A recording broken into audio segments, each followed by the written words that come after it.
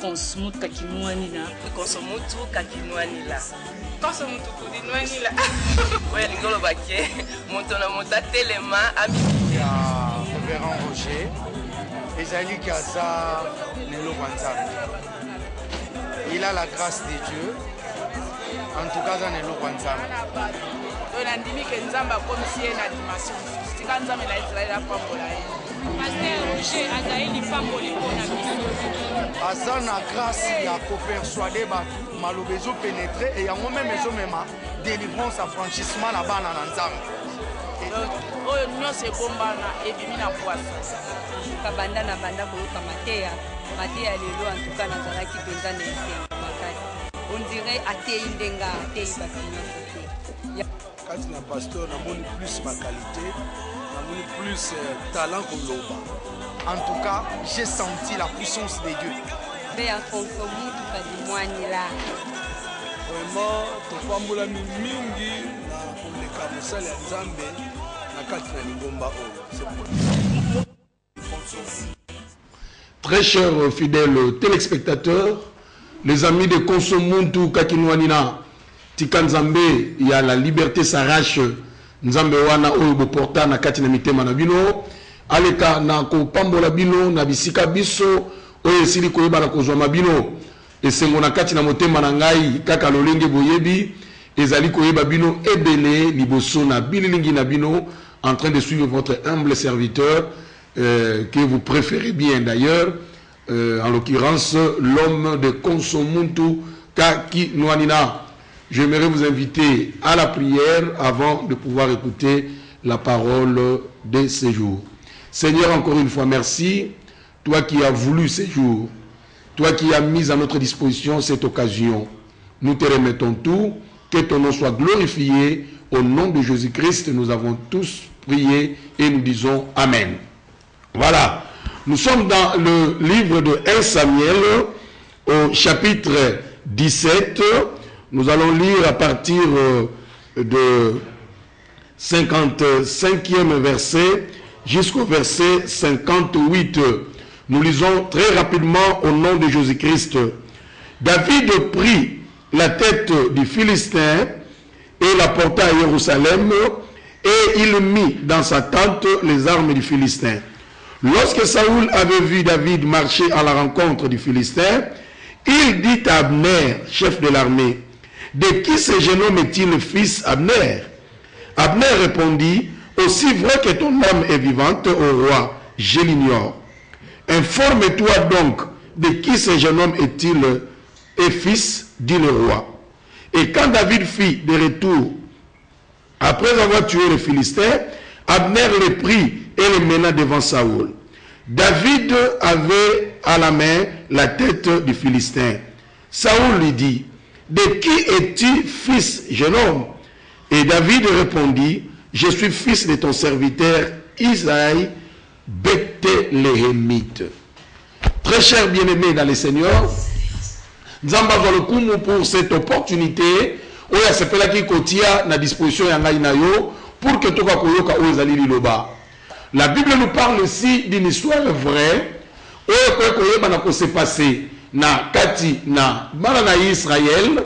C'était juste à l'époque où Saoul régnait comme roi na kati na mboka oyo. Et comme vous le savez, na kati na histoire ya bana na Israël, na parcours na bango, na marche na bango avec Dieu, à chaque fois il y avait eu des interférences. Il y avait toujours un peuple qui s'élevait pour créer aux Alaki ambiche na marche il y a ce peuple d'Israël. Les Alaki aussi avantagés pour na bango parce que dans l'une de leurs missions, les Alaki étaient conquérir Mokili, bandimisa Mokili était ya solo Nzambe na Israël, nde azam Nzambe na Bomoy. Et cette fois-là, tout le monde les Alaki ba Philistins. Nde batu bayeba ki na kotelema comme étant le challenger principal pour la kobundisa les Alaki Israël. Et à leur tête, bayeba ki kotelemisa un certain Goliath, un homme fort qui avait une masse indescriptible mais bien aimé dans le Seigneur, et il y a tellement qui comme étant les représentants Yangambo na Israël. Il se mettait nuit et jour en train d'insulter Oyezalaki Nzambe à Israël comme une manière ya koyeba na ko démoraliser bango, ko frustrer bango, ezalaki lokola une guerre médiatique. Bayeba qui était dans nyos azako accuser, azako finga, eza une façon ya koyeba na ko démoraliser ezalaki ce peuple d'Israël. Or la guerre, bien aimé basala kayango avec une morale, motoyo azana na morale était mais bien aimé dans le Seigneur, ezalaka passe mingi pour qu'il y ait à côté le mapé à Bundetumba ayeba na kolonga yango, parce que ça commence d'abord par la tête. Bon, on a boyé, tout le monde est reculé et moutazalaki kolobelo kwa zalaki te. Et Bible les autres les sabiso, les apôtres qui un peu rapidement tu vas lire l'histoire. Un jour David a été envoyé par son père. Ye oyazalaki na zamba pour la koboko la Bible ya papa na ye. Pe papa tindi ye akende na oyazalaki na front pour que nous tika oyazalaki biloko ya kolia epai na bandeko na ye. Ndena boye tango akomaki aye kokutana na cet événement malheureux. Aye komona un incirconcis qui s'élève pour insulter son Dieu et personne n'a pas koyeba na ko telema pour na ko yeba na ko répliquer. David a lobby non, ça ne peut pas se passer ainsi. Ngana ko telema pe na ko beta oyezalaki cet incirconcis à Philistin. Écoutez-moi bien, mesdames et seigneurs. Makambe kwa koyeba na koleka ndenge kwa koleka. Et finalement David a convaincu tout le monde et il est allé à la rencontre.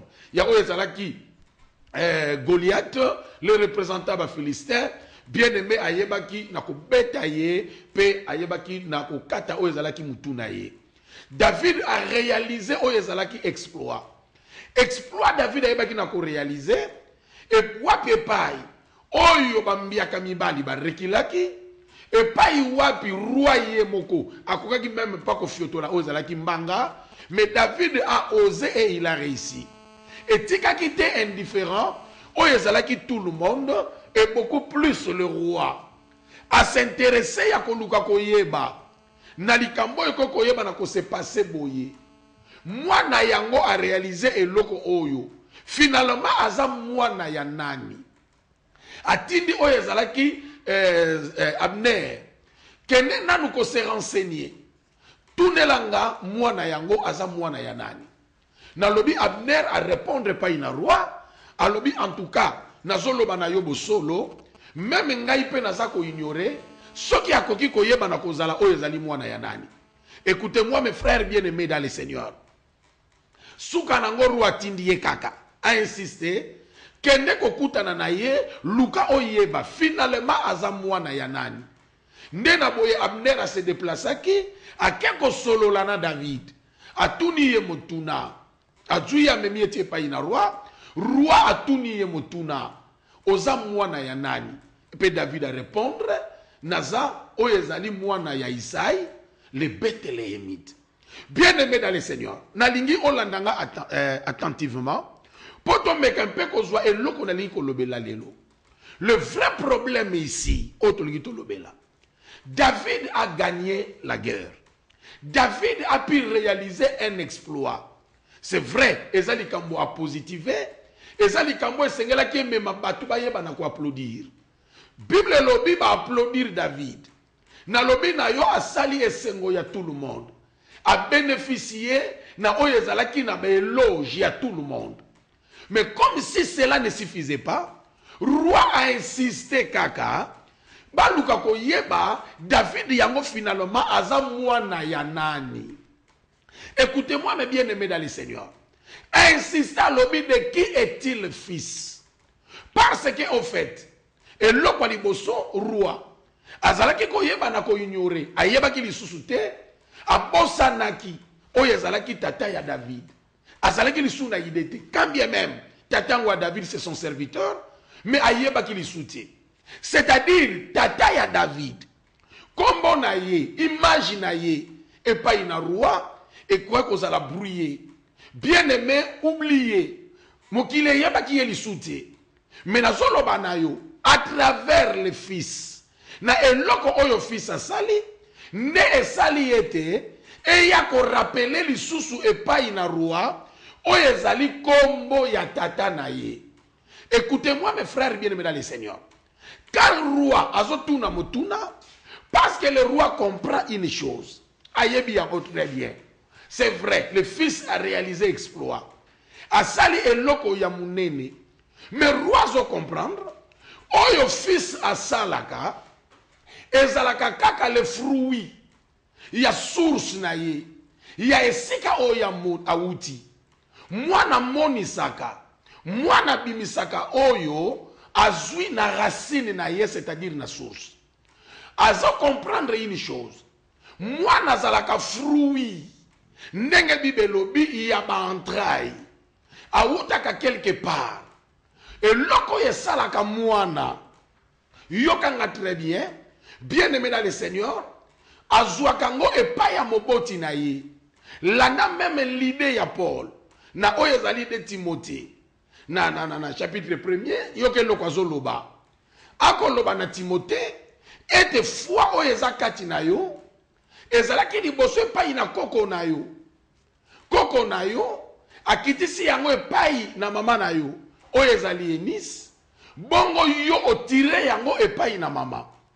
Bien aimé, roi a compris une chose. Qu'il n'y a rien de nouveau sous le soleil. Ndenge Ecclésiaste alobi. Ce qui a été, c'est ce qui sera. C'est-à-dire, eloko ya sike zalagati. Oyo mwana azo présenter, a présentaka eloko oyo si ezala. Azo comprendre nini. Ete mwana azali la reproduction. Nazo yebisa yo, mwana ti azawana, c'est une reproduction. Aouti quelque part. C'est-à-dire mutu moko a se reproduire. Nde yango esali ete mwana akwa koyeba na komonana. Mwana azalaka reflet. Sautani na Bible. Jésus-Christ par excellence, notre modèle, notre exemple. Bible zo bengaye, il est le reflet. Yanzambe oyazali invisible. L'image du Dieu invisible. C'est-à-dire, Yesu en tant que fils. Mais bien aimé dans le Seigneur, azalaki fils ya bongo bongo te.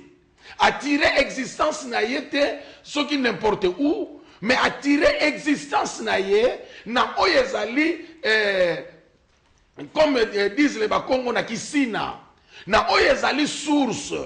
C'est comme ça que la Bible bengaye, il est l'image yanzambe oyo amonanate. C'est comme ça que lui-même disait ceci. Celui qui m'a vu a vu le Père, c'est ce qu'il a dit à Thomas. Batuba comprenant qui était, mais il disait ce qui est vrai.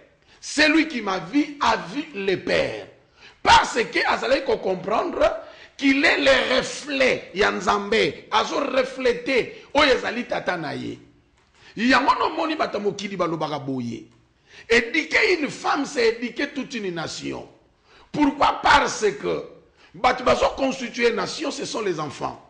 Or l'enfant n'est que le miroir, il y a oyezali, ba parents naye, beaucoup plus il y a maman naye, mutuaza, l'exécutif, il y a oyezali éducation yaban.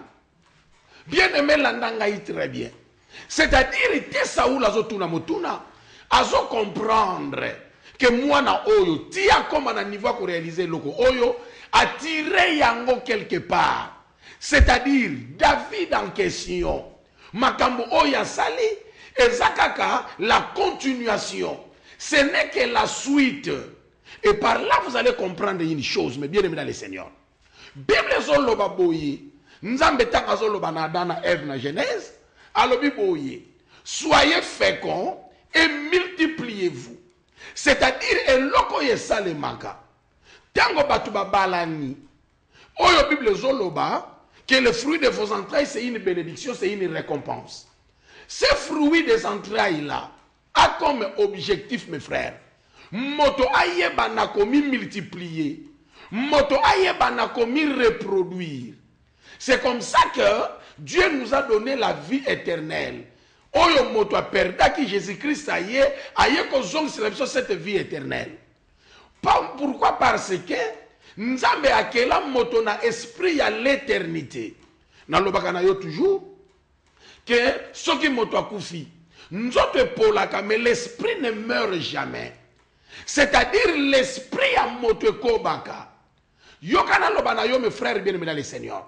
C'est comme ça que Dieu disait, Zala feko, payez pas na commis multiplier. C'est-à-dire quoi? Oyo toko mona mwana ye, ezelo kwa sikate, c'est la suite, c'est la continuation. Pour na Saoul tangazo tuna, azolinga comprendre qui a réalisé ces choses. Moi na azakaka un simple représentant. Moi na zo moni sakaka, mais à vrai dire, eza makambo oyo e wuti e pai na tata na ye, là où il a tiré oyo ezali sa vie. Écoutez-moi mes frères bien-aimés dans le Seigneur. Ba s'intéresser ya koluka koyeba aza mwana ya nani parta ya makambo oyo azali koyeba na kosala eloko oyo ye a réalisé yokana loba na yo l'enfant akoki kotombola kombo ya baboti mwana akoki koyeba na kokrache likolo ya kombo ya baboti. Tout dépend na fruit oyo ye aza koyeba na koproduire na mbuma oyo aza koyeba na komibimisa. Écoutez-moi mes frères bien-aimés dans le Seigneur. Nazwaki ngonga na vandi. Toye comprendre awa, c'est toujours le nom de son père. Baza nango besoin. Kombo ya tata ekumisami. N'oubliez pas, il y a eu des gens balobaka pour na Jésus. Apambola mama bele oyo ekwe koyeba na komelisa mwana oyo. C'est-à-dire mes bien-aimés dans le Seigneur, mission na biso esukakate comme moto aza nzamba déterminant oyezali tangu ya vie ya moto sur cette terre nzamba permettant na moto abota tango moto abotaka ezalaka nde relève mobimba oyo mwana akokaka koyeba na kozwa na lobi na yo azo continuer toujours oyezali œuvre ya tata na ye, c'est-à-dire ekotikala kosila te parce que l'œuvre yango eza appelé Yakoyeba coexister oyezali éternellement. Bien-aimé dans le Seigneur, Namisui oyezali une leçon. Nae comprendre que nous ne devons pas nous hasarder. Yakoyeba kako pesaka kombo na yo pas n'importe qui. Tiana moto na yo, moto azana besoin ya kombo. Je vous ai parlé na tinetali kombo. Via moto mes frères bien-aimés dans le Seigneur. Oyo akoki kotika comme héritage. Pour que à continuer à bénéficier dans cette vie éternelle là, oyo nzamba pesibiso bien aimé tozana eloko mususu te oyo tokoki koyeba na koptikela oyo ezali notre descendance. Nazoloba héritage ya motuya ya malonga c'est le nom. Nalobaki no la fois passée kombo babate laka yango. Landanga yi très bien mon frère bien aimé dans le Seigneur. Mais kakotala oyo ezali Nzambe na biso yemoko. Il faut que nous délivrer au peuple na Israël. Nzamba poni Moïse que nous délivrer ce peuple. Mais écoutez-moi bien aimé dans le Seigneur. Moïse a comprendre une chose. Moïse a vivant nanda kwa Pharaon. Moïse a yebi Pharaon malamu. A yebi yango keza blagite. Ezantsakate kokende une telle mission. Moïse a répliqué pa inanzambe. Soki lelo batuni nga tina zokende wi nandimi eke batuni kombo ya mutu atindi ezanani. Moïse alingi a révélé na biso que kombo ejuaka oyo ezali rôle munene. Bien aimé zanga mbongo zanga na yo soki nini me kolunga ko zanga kombo te na vie. Kombo c'est bien aimé dans le Seigneur. Nzambe yemoko a s'identifier à travers les noms. Aza oyo yaza asali royaume na ye. Bien-aimé evandi likolo ya kombo. Si nous adorons aujourd'hui, bien-aimé nous adorons celui qui a un nom. Tu adoras Nzambe à travers son nom. Soko meki kolanda. Nzamba yebisie ok. Otuni malamu. Pona nini Moïse yebaki. Avivaki kuna. Pe a yebi ba secret ya monde ya esprit. Parce que être pharaon, bien-aimé dans le Seigneur, c'est un Dieu. Na oyezali dimension moko songolo. Ayebi na niveau ya spiritualité zakuna. Pour longa, c'est le nom. Nzokande en réalité na vie. Bien aimé, c'est le nom. Et loko nini oyo nzamba ko yebisa ye, c'est je suis. Mutako ko yeba na otinda ye. Bien aimé akenda alonga parce que akende ki na kombo ya mutu moko songolo. Souvenez-vous na histoire. Ya oyo ezali Jésus. alinga kota na kati na gloire. Écoutez-moi mes frères bien-aimés dans le Seigneur. Prophétie eloba na Zacharie 9:9. Akota na Yerusalem akozala likolo na mwana na mpunda. Na lobi na yo cette prophétie ezalaki kaka pona Jésus kokota na yete, mais ezalaki aussi promesse faite na fille ya Sion. C'est-à-dire il y avait tout un peuple qui attendait cette gloire là. Bato ba ko bénéficier de la gloire. Jésus avait une grande responsabilité. Il devrait à tout prix aye ba ko kokisa o ezali cette prophétie là pour ezana bato moko ba ko bénéficier nango. Car dit-on, nous ne vivons pas pour nous-mêmes, ndenge pour la lobby, mais nous vivons pour les autres. Écoutez mes frères bien-aimés, nzoka prophétie, okoki ko longola te, okoki ko bakisa te. Il faut ezala ndenge za prophétie lobby akozala likolo na mwana na mpunda. Bien-aimés dans le Seigneur, ngonge koki, pour que Jésus accorde dans cette gloire-là, mayeko se rendre compte que ça n'est l'élément moko ezangi dans cette prophétie-là. Nini mwana na mpunda zate. Heureusement pour le Seigneur avait une révélation exacte.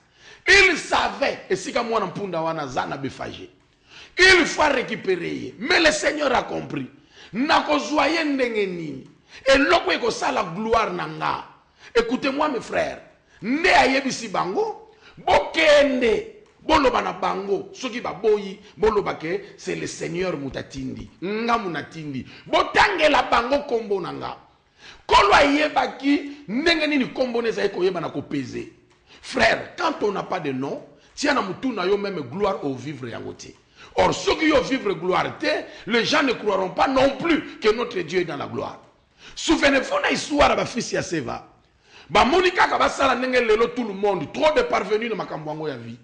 Ba kene ko bengana oyo ezali milimo, mais bien aimé, baso kene ndenge nini? Au nom ya Jésus oyo Paul ateyaka. Bien aimé ba monaka makamu na bango. Nkuba oyo bango bazwaka, ba pasole bango même bilamba, ba tika bango nu. Mes frères bien aimés dans le Seigneur. Yoka réponse à ba démon heureusement ba aider bango. Ba biboye. Paul bozo tanga kombo, kombo na toyebi on a monde esprit. Jésus bozo tanga kombo, toyebi kombo na monde esprit. Mais bino toyebi binote. Vous n'avez pas de nom. Et alors qu'on a battu belé, na monoko na yo kombo ya Jésus. Mais ya yo kombo et yebanite. Il y a un moment que non ya Jésus zo salarié na bomo inayo. Yesu alobaki moto ya ndiminga.